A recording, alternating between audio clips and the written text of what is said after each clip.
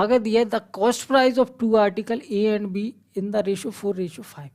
दो आर्टिकल है, इनका कॉस्ट प्राइस क्या है, ए और बी का 4:5 है। While selling this article the shopkeeper gains 10%। ए पे 10% का फायदा हो रहा है, बी पे 20% का फायदा हो रहा है। द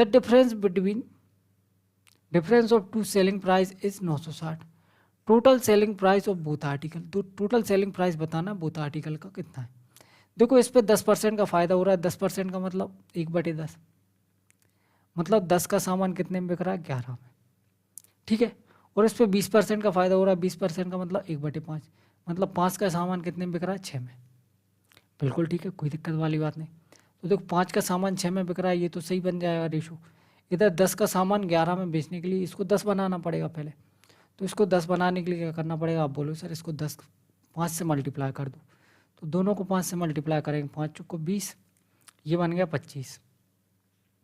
अब ये 10 का 20 में बिक रहा है, 2 गुना है तो 11 का 22 में बिकेगा। और ये इसका 5 गुना है तो 6 का सामान 30 में बिकेगा। ठीक है, बिल्कुल ठीक है। ये सीपी का रेशो था, ये एसपी का रेशो आ गया। अब अपन को दे रखा है कि दोनों के विक्रय मूल्य के बीच का अंतर कितना है, 960 रुपये। यहाँ से अंतर कितना आ रहा है, 8। 8 की वैल्यू 960 रुपये दी है। देखो 12 8 96 होता है और 1 0 120 आ गया। दोनों वस्तुओं का कुल क्रय मूल्य पूछा कितना है, कुल विक्रय मूल्य पूछा है, तो ये जोड़ लो।